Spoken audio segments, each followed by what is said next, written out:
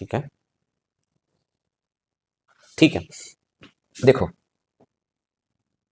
आप यहां पर दो तीन कारण बता सकते हो, बहुत इंपॉर्टेंट कारण है जो इस विद्रोह की असफलता के, है ना। पहली चीज थी कि इन्होंने योजना भले हो सकता है बनाई हो, हम ये नहीं कहेंगे कि योजना नहीं बनाई, योजना बनाई हो, लेकिन योजना का इंप्लीमेंटेशन नहीं हो पाया सही तरीके से। कार्यान्वयन कार्यान्वयन में कमी, इंप्लीमेंटेशन, एरर इन इंप्लीमेंटेशन, कार्यान्वयन में कमी हो गई। सारी जगह पर अगर विद्रोह एक साथ होता तो शायद ये ज्यादा इफेक्टिव होता है। वहां आज हो रहा है, वहां 1 महीने के बाद हो रहा है, वहां 5 दिन के बाद हो रहा है, तो ये अलग अलग जगह पर जब अलग अलग समय में रिवोल्ट हुआ तो ब्रिटिशर्स को क्या हुआ, मौका मिल गया। वो अपनी सेना को यहां भी डिप्लॉय कर सकते थे, यहां से वहां भी डिप्लॉय कर सकते थे, वहां से वहां भी डिप्लॉय कर सकते थे। अगर एक साथ होता हर जगह रिवोल्ट तो ज्यादा इफेक्टिव होता रिवोल्ट, है ना। तो हम ये कहेंगे पहला कारण कि योजना, तो हम ये नहीं कह सकते योजना बनाई, योजना बनाया होगा इन्होंने, है ना, लेकिन योजना का कार्यान्वयन नहीं हो पाया सही, इंप्लीमेंटेशन, एरर इंप्लीमेंटेशन, ठीक है, पहला। दूसरा, ब्रिटिश सरकार के संसाधन इनसे बहुत ज्यादा है ना। तो क्या लिखोगे आप, संसाधन, रिसोर्स, सरकार के रिसोर्स विद्रोह करने वालों से ज्यादा है ना। जिसके पास ज्यादा रिसोर्स है, संसाधन, तुरंत ही वो टेलीग्राफ का इस्तेमाल कर ले सकती है, मैसेज भेज सकती है, सेना को एक जगह से दूसरी जगह भेज सकती है, वगैरह वगैरह, कई सारी चीजें हैं। जैसे हमने पढ़ा था कि एक विद्रोह करने वालों ने कहा कि इसने तो हमारा गला ही घोट दिया, क्या, किस चीज ने, वो टेलीग्राफ, है ना। उसी तरह जो इन्होंने बनाया, जो इंफ्रास्ट्रक्चर पे इन्होंने वर्क किया, रेलवे बनाया, तो इसके वजह से क्या हुआ, इनकी सेना की मोबिलिटी आसान हो गई, सेना को बहुत आसानी से एक जगह से दूसरी जगह भेज सकते थे। तो सरकार के संसाधन विद्रोह करने वालों के संसाधन से बहुत ही ज्यादा थे, ठीक है, ये एक बहुत बड़ा कारण था। तीसरा कारण,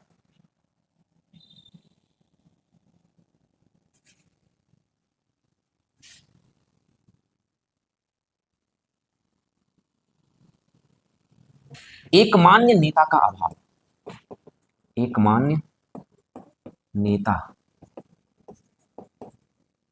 का अभाव, है ना। एक लीडर तो होना चाहिए, जैसे अमेरिकन फ्रीडम स्ट्रगल में हमने वॉशिंगटन को लीडर बना दिया, है ना, जो वहां के फर्स्ट प्रेसिडेंट भी बने। हमने ये सुना कि हमने जाकर बहादुर शाह जफर को हमने अपना लीडर बना लिया, है ना, लेकिन फिर ये बात ध्यान रखना चाहिए कि बहादुर शाह जफर की एज बहुत ज्यादा हो गई थी। और दूसरी बात यह है कि हमने किसी ऐसे इंसान को लीडर बनाया जिनके पास युद्ध का कोई अनुभव नहीं है, या हमारे देश में कोई भी ऐसा लीडर नहीं है, जो आप कहीं पर भी उठाकर देख लो, चाहे बहादुर शाह जफर हो, चाहे नाना साहब हो, चाहे हजरत महल हो, इन सबको अगर उठा के देख लो तो इनमें कोई बहुत बड़ा योद्धा नहीं है। तो आपने सेनापति किसको बनाया है, सेनापति या तो आपका कोई यूनिफॉर्म सेनापति नहीं है, या इन लोगों के पास कोई ऐसा अनुभव भी नहीं है, वॉर का ऐसा कोई अनुभव भी नहीं है। ये एक बहुत बड़ी, आपका सेनापति कौन है ना। मान लो कि आप एक ऐसे व्यक्ति को अपने साथ लेके चले जाओ, आपको हिमालय पे चढ़ना है, और आप एक ऐसे व्यक्ति को लेकर चले जाओ जो कभी हिमालय पर चढ़ा ही ना हो, तो आपके कैसे चढ़ाएगा, आपको रास्ते में कहीं डुबो देगा, आपको मतलब बर्फ में कहीं हुए मिलोगे, है ना। तो आपका लीडर ऐसा होना चाहिए जो, जिसके पास उस बात का एक्सपीरियंस हो, उस बात का अनुभव हो। ऐसा एकमात्र कोई नेता नहीं था, एक मान्य कोई नेता नहीं था कि ये आपस में मिलकर काम कर पाते, ठीक है। चौथा पॉइंट बनाते हैं हम यहाँ पर, ये बहुत इंपॉर्टेंट पॉइंट है।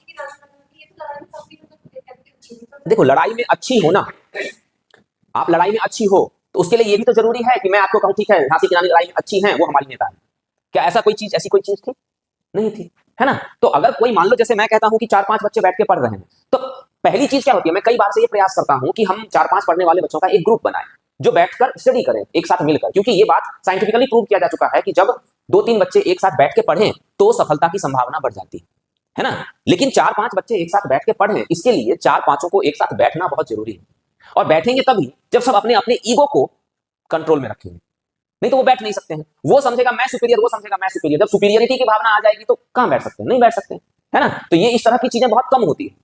तो वही बात है, यहां पर सब अपने आप को समझ रहे हैं, मैं बहुत बड़ा, मैं बहुत बड़ा। इन सब ने मिलकर कभी, या कोई इन्होंने इस चीज पे वर्क नहीं किया होगा, या वर्क किया भी होगा तो उसको वो इंप्लीमेंट नहीं कर पाए, है ना। तो कोई एक मान्य नेता या कोई ऐसा नेता जो लीडर बनने की योग्यता रखता हो नहीं था, ठीक है। इसी के साथ एक दूसरी जो चीज है यहां पर वो बहुत इंपॉर्टेंट है कि इसी के विपरीत जो ब्रिटिश अधिकारी थे,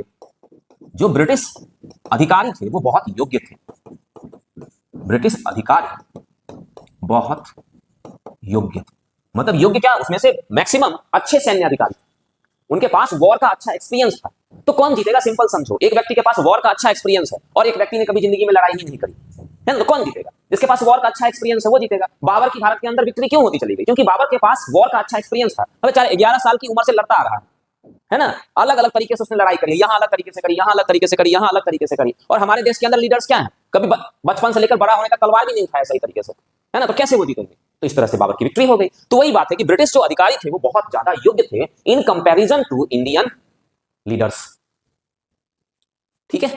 और पांचवा, ब्रिटिश कूटनीति, ब्रिटिश डिप्लोमेसी, ब्रिटिश कूटनीति, ब्रिटिश डिप्लोमेसी। अब ये ब्रिटिश डिप्लोमेसी क्या है, ये ब्रिटिश डिप्लोमेसी ही है कि बहुत सारे भारतीय शासकों ने इस विद्रोह को दबाने में ब्रिटिश सरकार का साथ दिया। भारतीय शासकों ने, बहुत सारे भारतीय शासकों ने इस विद्रोह को दबाने में ब्रिटिश सरकार को सपोर्ट किया। आप इसे ब्रिटिश कूटनीति कह सकते हो या भारतीय शासकों का अंधापन कह सकते हो। अंधे भी थे वो बहुत ज्यादा, है ना, या उन्होंने जो भी सोचा हो, उन्होंने जो भी सोचा हो, लेकिन ब्रिटिश कूटनीति या भारतीय शासकों की भूमिका बहुत इंपॉर्टेंट है कि उन्होंने विद्रोह करने वालों का साथ ना देकर विद्रोह को दबाने वालों का साथ दिया, मतलब सरकार का साथ दिया। ये सारी के सारे रीजन हैं जो इस विद्रोह की असफलता के लिए है। और भी रीजन आप लिख सकते हो, लेकिन पुराने ढंगे से थोड़ा हमें अलग हटकर सोचना पड़ेगा, है ना। पुरानी चीजें, बहुत सारी बुक में ऐसी चीजें लिखी गई हैं जिन पे काम करना उस तरह से पॉसिबल मुझे नहीं लगता है कि उसमें बहुत सारी चीजें इतनी जरूरी है जिस पर आपको काम करना चाहिए। तो कुछ ऐसी चीजें हैं जैसे ध्यान रखना है हमें, ये सारी चीजें हम डिस्कस कर सकते हैं। जहां पर भी आपको लिखना पड़े कि इस विद्रोह की असफलता के क्या कारण थे, तो आप लिख सकते हो इन सारे पॉइंट्स को। योजना बनाई, ये मत बोल लिखना कि योजना नहीं बनाई, योजना बनाई, लेकिन इस योजना का कार्यान्वयन, इंप्लीमेंटेशन नहीं हो पाया सही से। ठीक है। हमारे पास जो संसाधन थे वो सरकार से बहुत कम थे। हमारे पास कोई एक मान्य नेता नहीं था, या हमने एक मान्य नेता बनाने की यूनिफॉर्म लीडरशिप की हमने प्रयास नहीं किए। ठीक है।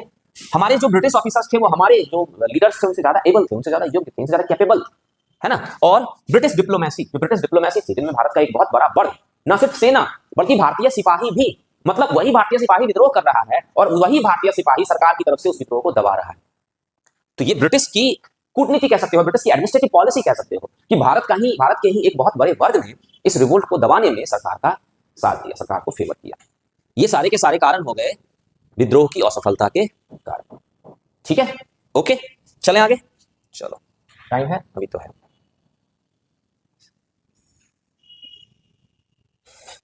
अब है हमारा विद्रोह का प्रभाव और भारत में अंग्रेजी नीतियों में परिवर्तन। ये बहुत इंपॉर्टेंट पार्ट है, impact of revolt and changes in the British policy in India. मतलब इस रिवोल्ट के बाद क्या हुआ, सरकार की नीतियों में क्या परिवर्तन आए, ये परिवर्तन थोड़ा सा हमारे लिए इंपॉर्टेंट है। ठीक है। चलो वन बाय वन हम सबको डिस्कस करते हैं। आपके पास बुक में है ही, आप इसे बुक से भी पढ़ सकते हो, और यहां पर मैं इसे एक्सप्लेन कर देता हूं बस आपको। देखो, 1858 के भारत सरकार अधिनियम द्वारा भारतीय प्रशासन का नियंत्रण कंपनी से छीनकर ब्रिटिश राज मुकुट को सौंप दिया गया। सिंपल समझो आप, पहला पॉइंट क्या है कि पहले भारत पर किसका शासन था, ब्रिटिश ईस्ट इंडिया कंपनी का, है ना। British east India company Bharat पर रूल कर रही थी। अब भारत पर कौन रूल करेगा, ब्रिटिश क्राउन, है ना। तो ये एक छोटा सा परिवर्तन हुआ था कि अब पहले भारत पर ब्रिटिश ईस्ट इंडिया कंपनी का रूल था और अब रूल करेगी ब्रिटिश क्राउन। ठीक है। अब देखो, ब्रिटिश ईस्ट इंडिया कंपनी जब रूल कर रही थी तो क्या है कि ईस्ट इंडिया कंपनी तो रूल करेगी नहीं, उसने क्या किया था, एक सरकार बना रखी थी वहां पर जिसे कहते थे बोर्ड ऑफ डायरेक्टर्स, है ना। बोर्ड ऑफ डायरेक्टर्स वहां से, लंदन से, और यहां पर कौन, गवर्नर जनरल। ठीक है। तो जब भारत पर British east India company rule कर रही थी तो लंदन में क्या था, बोर्ड ऑफ डायरेक्टर्स, और भारत में क्या थे, गवर्नर जनरल्स। ठीक है। लेकिन अब क्या हुआ, अब भारत पर कौन रूल करेगा, वहां से कौन रूल करेगा, बोर्ड ऑफ डायरेक्टर्स की जगह पर आ गया secretary of state of India, मतलब भारत सचिव। एक नया पद बनाया गया, भारत सचिव का पद बनाया गया 1858 में। और ब्रिटेन में क्या, भारत सचिव। अब भारत सचिव तो एक पद है, भारत सचिव, secretary of state of India एक पद है, लेकिन काम कौन कराएगा, तो काम करने के लिए 15 सदस्यों की एक एडवाइजरी काउंसिल बनाई गई। ठीक है। जिसे हम कहते हैं सलाहकार परिषद, एडवाइजरी काउंसिल या सलाहकार परिषद।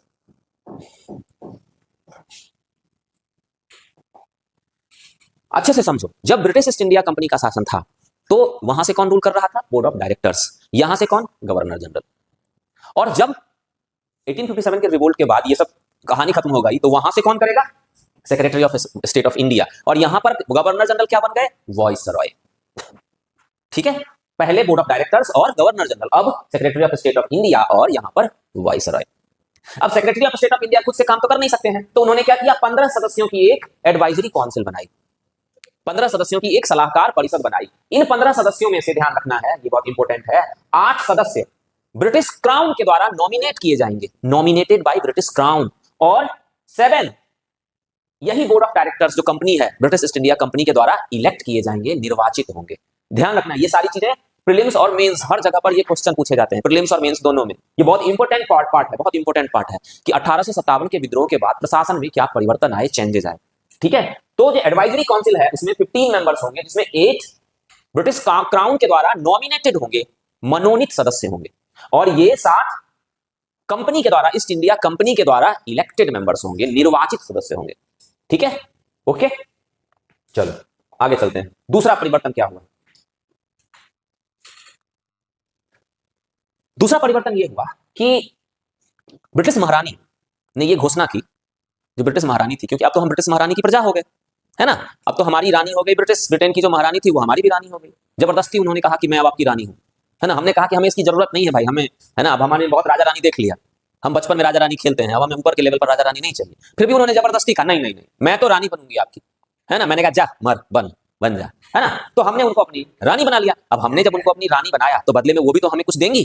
तो उन्होंने हमें गिफ्ट दिया, एक गिफ्ट दिया कि उन्होंने कहा कि आज से हम भारत में सीमा विस्तार नहीं करेंगे। तो 1857 के रिवोल्ट के बाद भारत में ब्रिटिश ने अपना कोई भी टेरिटोरियल एक्सपेंशन नहीं किया, क्षेत्रीय विस्तार नहीं किया ना। The queen's announcement declared against any desire for extension of territorial position and, ये पोजीशन है, नॉट पोजीशन है, गलत हो गया यहाँ पर, इसे टेरिटोरियल पोजीशन लिखा हुआ है आपकी बुक में।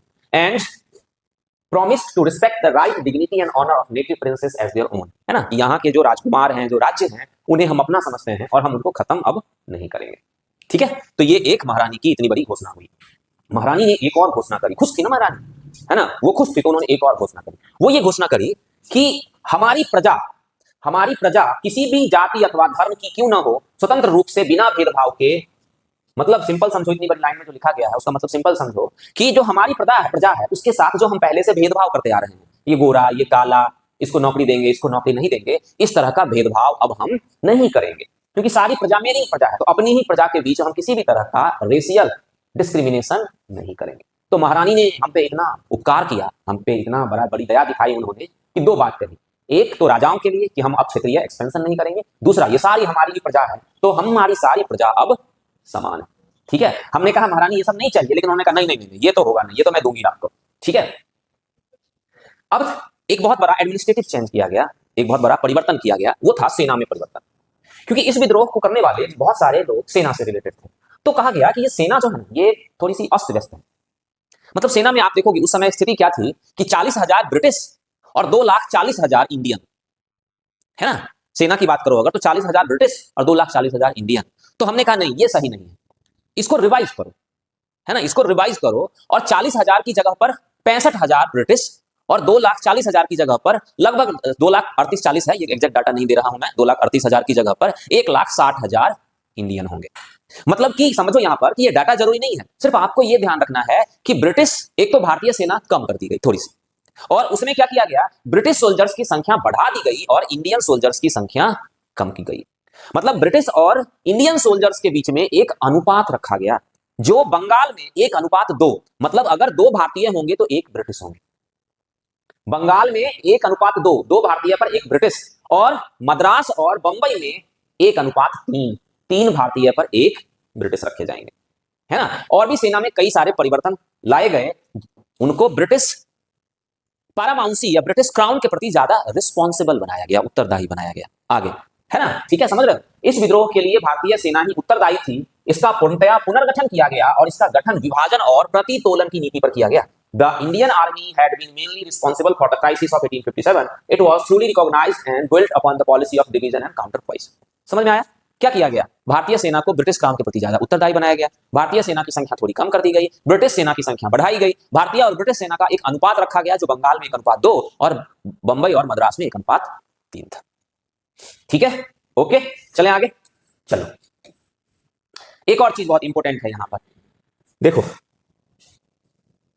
जब ब्रिटिश लोगों ने यह सोचा कि यह रिवोल्ट हुआ क्यों, तो उन्हें लगा कि यह रिवोल्ट इसलिए हुआ क्योंकि सरकार अगर कोई कानून बनाती है तो सरकार वास्तव में यह समझ नहीं पा रही है कि जनता क्या चाहती है। मतलब कि सरकार और जनता के बीच में कोई कनेक्शन नहीं है ना, सरकार और जनता के बीच में कोई कनेक्शन नहीं है। तो इसलिए क्या होता है कि हमें इनकी भावनाएं, जनता की भावनाएं, फीलिंग्स हमें समझ नहीं आती, हमें पता नहीं चल पाता है कि जनता की फीलिंग्स क्या है। जनता की फीलिंग्स हम तभी समझ पाएंगे जब जनता में से प्रतिनिधि इलेक्ट होके आएंगे और वो सरकार में बैठेंगे, है ना। प्रतिनिधि इलेक्ट होके आएंगे या नॉमिनेट होके आएंगे, किसी तरह से जनता के प्रतिनिधि आएंगे और हमारे साथ बैठेंगे, तो हमें क्या होगा, जनता की भावनाएं पता चलेंगी, है ना। तो इसी को कहा गया, इस तथ्य को आधिकारिक रूप से अनुभव किया गया कि इस विद्रोह का एक कारण शासकों और शासकों के बीच संपर्क का ना होना था। It was increasingly realized that one basic cause for the revolt of 1857 was the lack of contact between the rulers and the ruled, है ना। शासक समझ नहीं पा रहा है, जो शासन करने वाला है, जो रूलर है, वो समझ नहीं पा रहा है कि जनता क्या चाह रही है। तो ये तभी समझ पाएगी जब, अब सारी जनता को तो हम शामिल कर नहीं सकते हैं सरकार में, तो उनमें से कुछ प्रतिनिधि आएंगे जो हमारे साथ बैठेंगे, और जब हमारे साथ बैठेंगे तो हमें जनता की भावनाएं पता चलेंगी। इसी के आधार पर इंडियन काउंसिल एक्ट 1861 ईस्वी में पास किया गया। इंडियन काउंसिल एक्ट में क्या हुआ, सरकार जब कानून बनाने के लिए बैठेगी तो कुछ भारतीय प्रतिनिधि भी वहां पर होंगे, ठीक है। तो इंडियन काउंसिल एक्ट हमने यहां पर पास कर दिया। अब इसके अलावा एक और बहुत बड़ा जो परिवर्तन था वो था रेशियल बिटरनेस, जातीय कटुता। आप देखोगे यहां पर आपकी बुक में लिखा हुआ होगा कि जो रेशियलिज्म था वो बहुत ज्यादा बढ़ गया। मतलब ब्रिटिश अपने आप को ये समझने लगे, ये दिखाने लगे यहां पर कि वो बहुत एडवांस हैं, और यहाँ के लोगों के बारे में वो ये बताने लगे कि जैसे कि एक वहां का एक कार्टूनिस्ट था जिसका नाम था पंच। पंच ने एक फोटो बनाया जिसमें एक ब्रिटिश को दिखाया इंसान के रूप में, और उसने अपने हाथ में एक जंजीर पकड़ रखी थी, और वो जंजीर जो थी एक जानवर के गले में बंधा हुआ था, और वो जानवर क्या था, सब ह्यूमन था। मतलब आधा शरीर उसका गोरिल्ले का था और आधा शरीर उसका निग्रो का था, है ना। तो इस तरह की चीजों से ये बताने की कोशिश की गई कि इंडियन जो पीपल हैं, जो लोग हैं, वो ह्यूमन से भी गए गुजरे हैं। वो ह्यूमन है नहीं, सब ह्यूमन है, मतलब जानवर है, और उनको हम जबरदस्ती ही कंट्रोल कर सकते हैं। तो गले में वो जंजीर वगैरह बांधकर वो दिखाया गया। तो इससे क्या हुआ, इससे एक, आप एक तरफ ऊपर देख रहे हो, ऊपर कि ब्रिटिश महारानी कह रही है कि हमारी सभी प्रजा हमारी संतान है ना। ब्रिटिश महारानी ये कह रही है, जबकि यहाँ का जो एडमिनिस्ट्रेशन है, यहाँ के जो लोग हैं, वो ये दिखा रहे हैं कि यहाँ की जनता तो जनता है ही नहीं, वो तो जानवर है ना। और जानवर को आप फोर्सफुली ही कंट्रोल कर सकते हो, प्यार से उसे कंट्रोल नहीं कर सकते। उसके गले में चेन वेन कुछ ऐसे डाल दो और इसी तरह से वो कंट्रोल होगा, है ना। तो कितना देखो अंतर है, कितना महारानी क्या कह के हमें लुभाने की कोशिश कर रही है, जबकि लोगों के वास्तविक दिल में क्या चल रहा है, ठीक है। तो ये सारी की सारी चीजें, ये बहुत इंपॉर्टेंट पार्ट है आपके लिए मेंस के पॉइंट ऑफ व्यू से। दोनों चीजें, प्रीलिम्स में भी इससे क्वेश्चन आते हैं और मेंस में भी इससे क्वेश्चन आते हैं, और कई जगह पर जो एग्जाम होते हैं, डिफरेंट एग्जाम में इससे कई तरह के क्वेश्चन बनते हैं, कि बहुत इंपॉर्टेंट पार्ट है ये हमारा revolt of 1857 and causes of the failure of revolt 1857 and impact, प्रभाव क्या रहा इसका, मतलब इसके बाद ब्रिटिश गवर्नमेंट ने किस तरह से अपनी पॉलिसी को चेंज किया, ठीक है। क्लियर है।